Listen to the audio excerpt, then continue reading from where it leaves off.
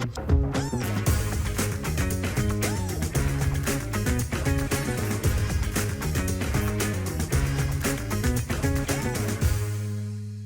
to the Vet Practice Playbook, brought to you by VetPractice Pro, where we talk all things veterinary leadership, management, clinic ownership, and more. I'm Kayla Biddles, joined by John Biddles and Harrison King. I'm John Biddles. No, I'm Bon Jiddles. You can be John Biddles. I'm Bayla Kittles. Oh, there we go. Harrison in the house.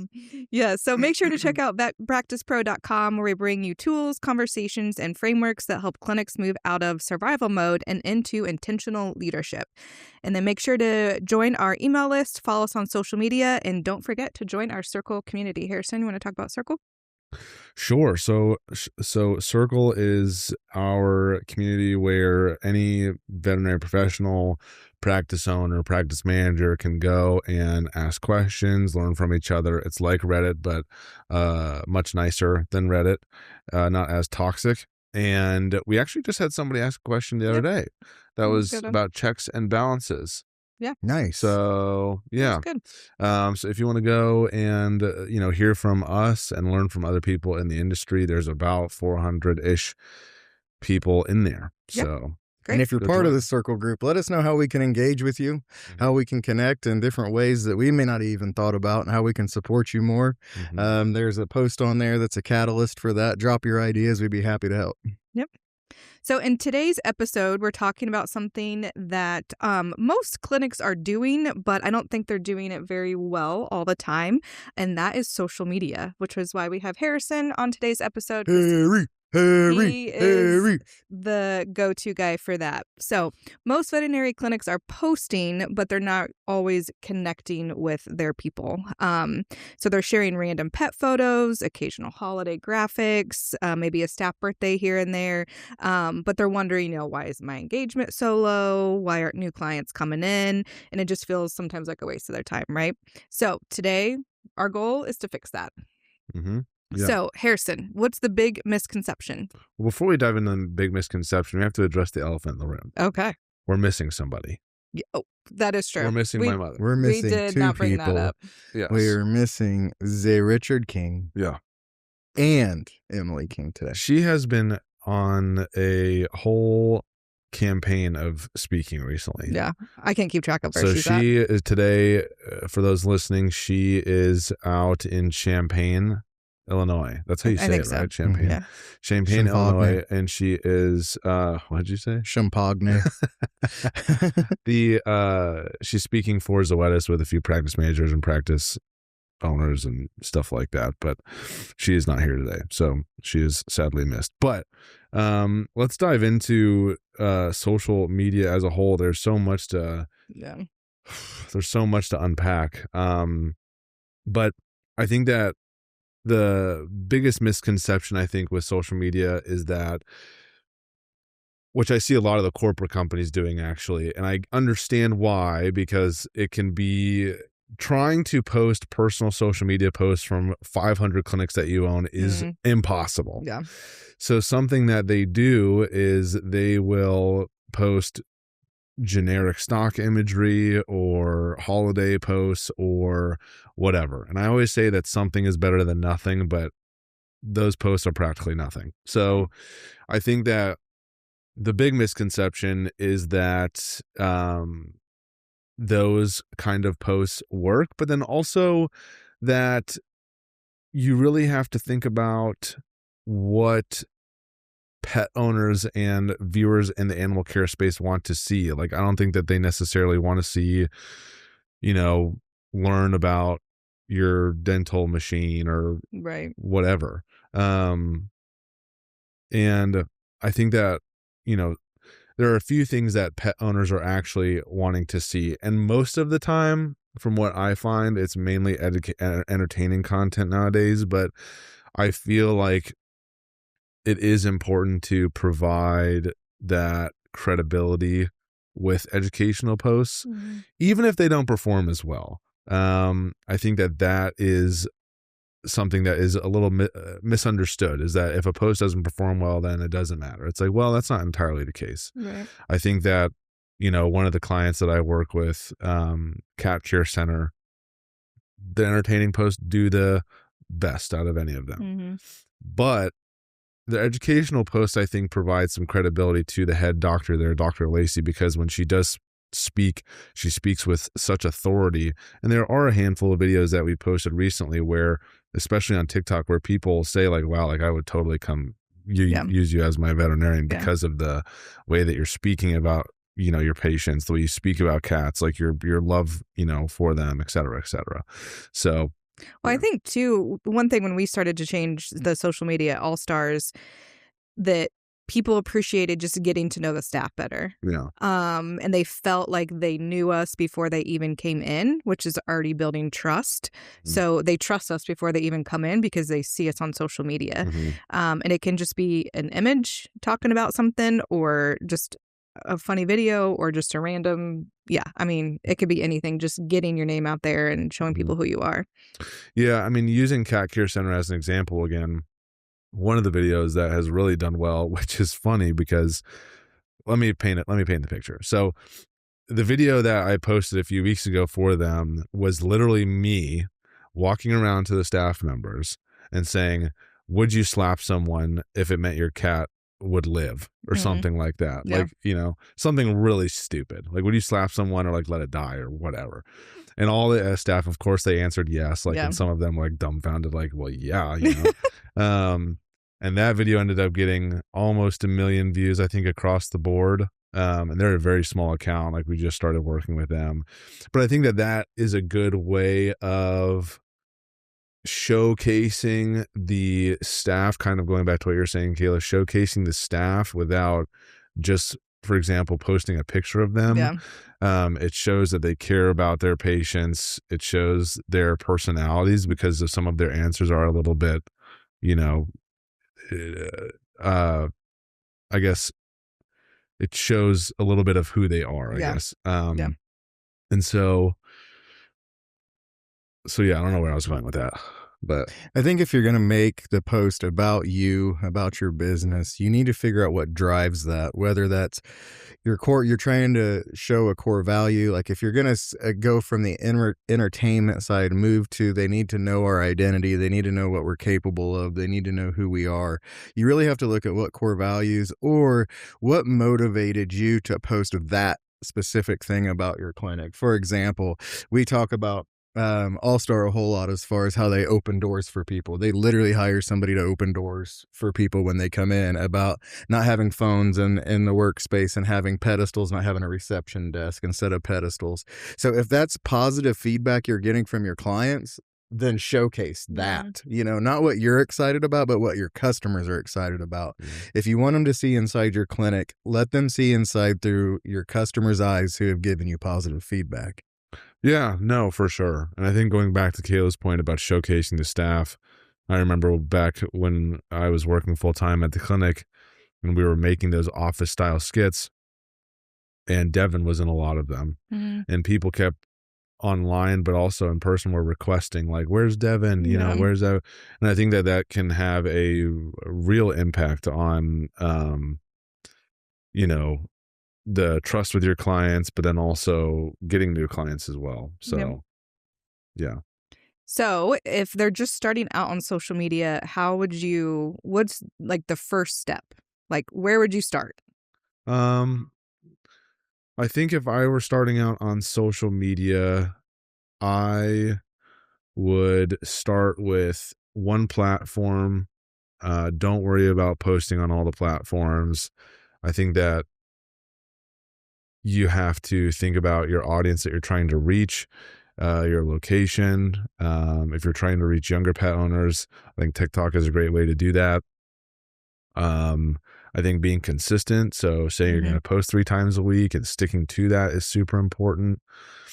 And I think having an outline of what posts you're going to publish throughout the week is important as well. So you're going to have maybe 1 educational post and 2 funny posts. Maybe the 2 funny posts, it'll be 1 trending sound, the other one will be a funny original idea. Maybe one will be showcasing the staff, maybe another one will be, you know, showcasing the head veterinarian. So I think that's where I would start small. I think it's important to focus on one platform because you want to I think, hone in on what works on that platform Mhm. and then, spread your Well, I wings think to the each other platform has platforms. a different audience. Each platform definitely has a different audience. I see a lot of clinics, they start with Instagram and Facebook, and I think that's a good starting point. I think that if you are trying to increase brand awareness specifically, I think TikTok works very well with that, just Mhm. based off of their algorithm and the audience that is on there. What else? So when I was doing social media, too, because it can be overwhelming. You think it's going to take up all your time, this or that, but like I scheduled posts. I don't know if you schedule a Mm, lot out, but mhm. you can just take, an hour a day or so and post out, your week content. So it's done. It's easy. Doesn't take up too much of your time as well. Yeah, yeah, and I think, to give owners and practice managers an idea of how long it takes to create content, I think if you look at it as a whole, 12 posts for an entire month, oh, that's going to take so much Hmm. time to do, which is why you can hire somebody like me to help. But if you are doing it yourself, when I work with a clinic, it usually takes me maybe an hour and a half to film anywhere from 12 to 15 posts. Hmm. And so I think that if your goal is to really film 3 in a week, that'll maybe take you 15 minutes. Right. So, and if you are, you know, I don't know, I feel like throughout the week you can find 15 minutes to Yes. film Yes. You content, just walk around with your you know? phone, Yeah, get some like, video content. Yeah. right, right. And I think that it can literally be anything. Like, I think that sometimes So then where do you get your ideas from? that's a great So question. somebody's like, "Yeah, I'd love to, but I have no idea Mhm, where to even look or begin." mhm, mhm. So, a lot of you probably listening are wanting to reach pet owners. I would say that if you are, I guess this applies both ways. So I think when coming up with ideas, if they're not educational and if they are more, comedic based, I would try to make them as relatable as possible Mhm. if they are not super entertaining. I think that what you want is people to be commenting, "Oh my gosh, this is so relatable. Just happened to me last week," and that way it'll get a ton of shares. And I think shares are really the highest currency when it comes to social media Mhm. value, at least on Instagram anyway. Yeah. And so, for example, we posted a video of my mom's a few days ago, and it was of her and her surgery gear telling the pet owner to stop Googling symptoms when she just Googled the Yeah, I symptoms. And so Yeah. remember like that. that Yeah. was, Yeah. I got a lot of shares. A lot of people were saying, how relatable that was. And I think that can apply to any clinic, really. But I think that uh, creating relatable content is a bit more difficult when you're trying to reach pet owners. Mhm. And so I think that's why, for example, with Cat Care Center, we're kind of taking the approach of we want it to be sort of more entertaining while also showcasing the staff members, Mhm. because asking them those questions, you know, that I mentioned previously had really nothing to do with relatability. It's just, Right. Just fun and get to know yeah, them. yeah. But creating ideas, coming up with ideas, I would try to make them as relatable as possible. If you're wanting to research ideas, I think scrolling through the different platforms is Mhm. okay, but I would think about your daily interactions with your clients and Yeah. think about what can be made into content from that. Yes, I agree. So, like, for example, back in the day, a few years ago, it was really popular for people to impersonate their different breeds, like when they come into the Mhm. clinic, right? And that was from the angle of veterinary professionals, but it because was also relatable to pet owners because Mhm. that's their dog. Like, they Right. know when it comes in that it's going to be like that, Yep. right? Um, and so I guess just thinking about that when coming up with ideas. Yep. Yep. And I think too, like, we always heard like, I can't get my dog to take the pills. And so like Mm, it could be mm, something funny too of like yeah, trying to get a dog to take a medicine and you're struggling like the pet owner and it's relatable to the pet owner. So yeah, definitely trying to think of things or examples like that you hear the clients, what problems or issues do they have at home and somehow make it right. kind of funny. I think Yeah. some of the comedy stuff that seems to work well and perform well is when you take something that's known amongst a group of people and then you exaggerate it.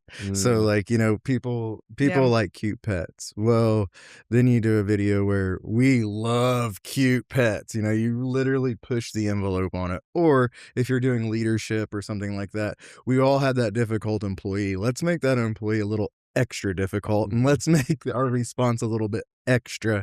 So it's like when you push that boundary, there's this element of humor and sarcasm that everybody can relate to on this level, but you're taking it a step further and adding some humor into it and some hyper exaggeration. That's a good place to start because it's easy to find those places that are relatable for everybody. And then, okay, what if we just magnified it times 10 and then put it on social media? It's humor, it's funny, and everybody can connect. Yeah, I agree. And I think that when creating content, something to keep in mind for your clinic is to never bash the pet owner. Yeah. I think that that's something that I still keep in mind and definitely kept in mind when I was working at the clinic full time.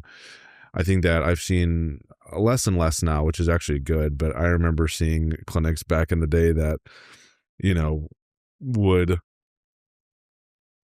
either like upfront insult the pet owner or like have like the underlying tone of insulting the pet owner. And I really never understood that because you are actively pushing away your client base. Yeah. Right. If I was in the clinic and I saw, a post, insulting a pet owner, I'd be like, yeah, what?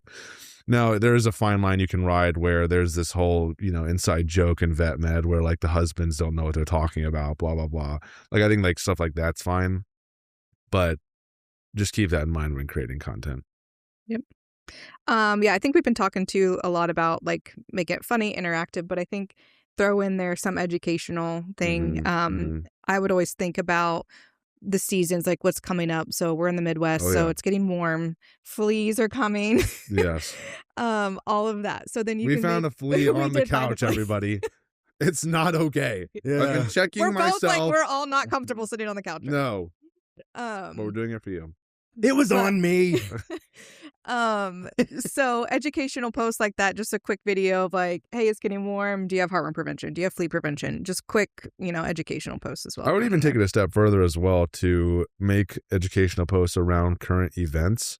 Yep. So, looking at AVMA news, looking at VIN news, looking at DVM 360 and seeing what things could apply to your location. I remember, now granted, this is kind of a hyper example, but I remember when COVID was happening and everybody was worried that their pets were going to get COVID. Yeah. And we made a video of my mom's talking about COVID and that went bananas on Facebook.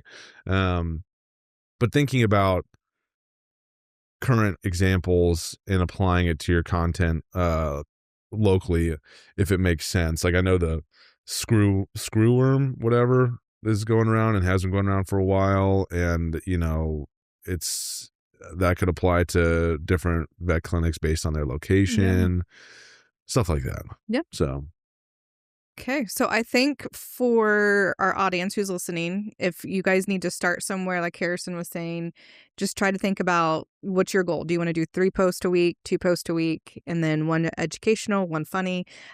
Just get it started and you'll learn your audience. You'll learn where to go with the post. Do you have anything else to say about getting started?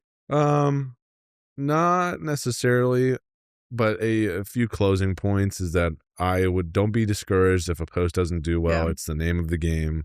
Yeah. I think you don't need to be perfect right off the bat. You don't need to go viral. Yeah. Just keep posting. I would also make a point that you are not going to get a ton of new clients strictly from social media. Yes. You might get a handful, but that's where paid ads comes into play. And we'll do another episode on that because I'm not going to get into that. And my final point is that if you're going to, when you do post, when you do start, some of the first posts that you should do are an entertaining post that you can pin at the top of your profile. a informational post about who you guys are and what you guys do and pinned at the top of your profile, and then an educational post showing your credibility and credentials and pinning that at the top of your profile. That way, when a non-follower comes and visits your profile, they will immediately see those posts at the top and see what you guys represent, what you guys are all about, and kind of go from there. Yep. I like it. Awesome. All right. Anything else? No, that's it. All right. So that's it for today's episode of the VetPractice Playbook. We hope you got a few plays to use yourself and for your clinic. If you enjoyed this conversation, share it with others, leave us a review, and check out vetpracticepro.com for tools and courses that can take your clinic to the next level. We'll see you guys next week. See ya. Great week.